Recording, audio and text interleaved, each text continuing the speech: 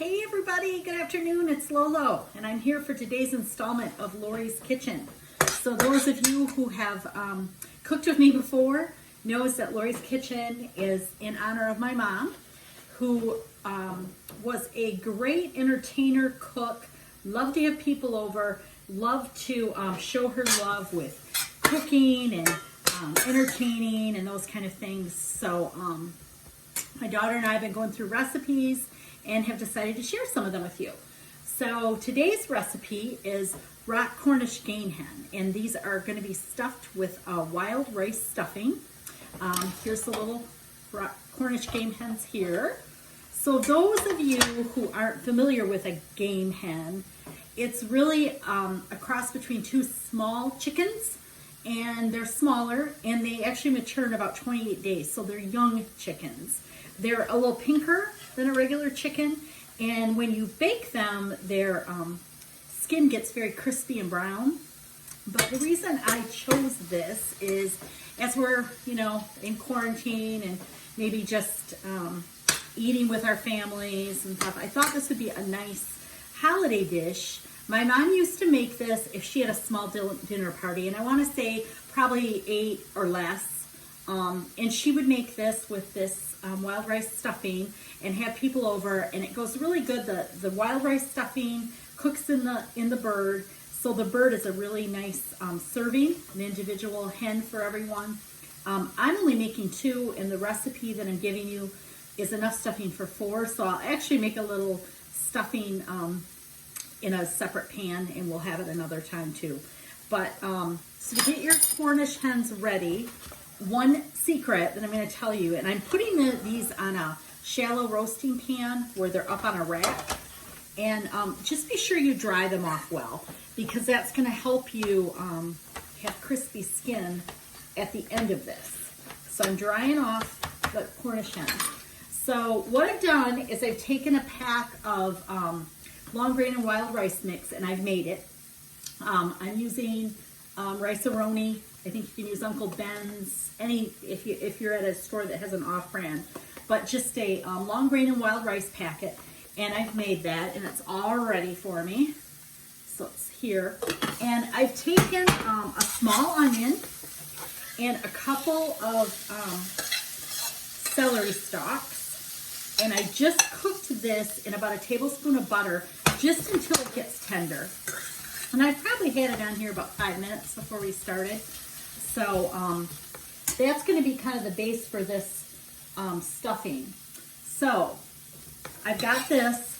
I've cooked it till it's tender, so I'm kind of ready to go. And what I'm going to do is the recipe that you'll see calls for a can of mushroom stems and pieces. I happened to make a meal last night, and we had sauteed mushrooms, and so I made extra because I prefer the flavor. So I'm actually putting some fresh mushrooms in here that have been sauteed. But like I said, the recipe calls for a can of stems and pieces, and it works out just as nice. I just kind of like the extra flavor of the sauteed mushrooms. And then I'm going to take my rice. I'm going to pour this into this pan.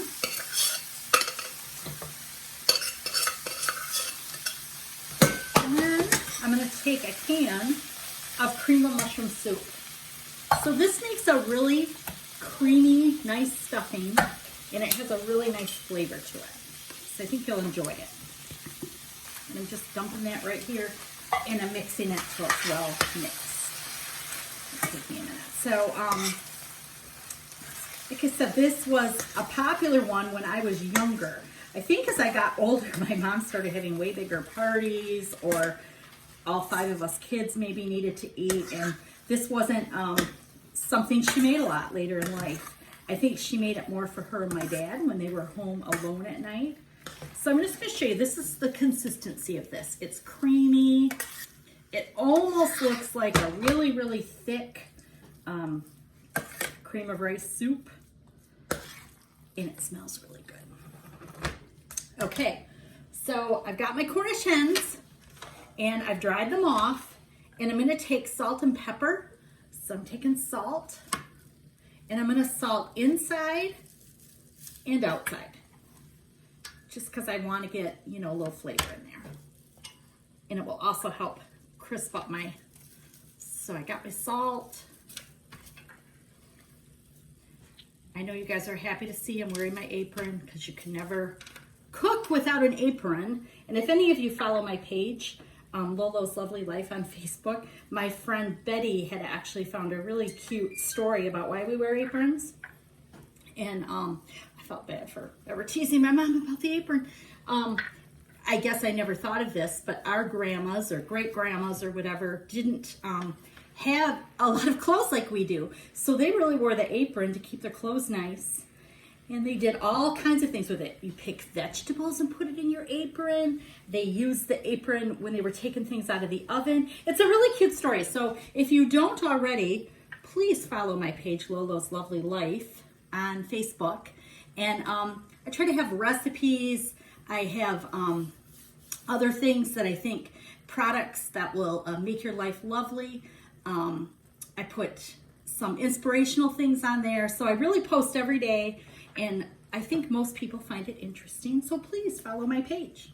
Okay, so I have salt and peppered the little guys, and I'm just gonna stuff them. And I find it easiest to just stuff them with a tablespoon because they're little, they're not that big.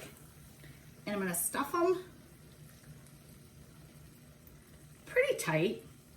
Like I said, I have extra of this stuffing here, so I'm actually gonna bake some. So the nice thing about putting the stuffing in the bird like this, and then you put breast side up, is all of the flavors from the Cornish hen go in here. So a Cornish hen, if you haven't had one, because it's younger than a typical chicken, it's a little bit milder than chicken. I think it has a really nice taste, and the skin really does brown up nice. So I've stuffed my 2 Cornish hens. Like I said, the recipe that I'm going to give you in post is really to stuff 4. So if you've got, more people coming to dinner, or you want a couple leftovers. So first, I'm putting this in at 350 degrees, and I'm putting it in for 40 minutes where it's covered. And then I'm going to take it out. I'm going to melt a tablespoon of butter, brush that on the hens, and then I'm going to let them go another 30 minutes or so, all the exact directions. And then I always use my thermometer. You want the bird to be about 180 degrees, the meat, and then the stuffing on the inside, like 160. And then you'll know it's done. Just a minute, let me see something. Oh, I'm sorry. Yeah, 165 for the stuffing. Okay, I don't want you to undercook poultry, you know how that is. So I'm putting those in. I'll post some pictures as I go through the cooking process. And I hope you guys try the Cornish game hens. Like I said, it was one of my mom's favorites when I was younger, and she often made this when she had company coming. It's really good with a salad and maybe a green vegetable, or a salad and some rolls, maybe the Beaumonde bread that I showed you last week. But I hope you enjoy it. I hope you enjoyed this episode. Let me know if you have any questions. Like my Facebook page, and I'll see y'all later. Bye-bye.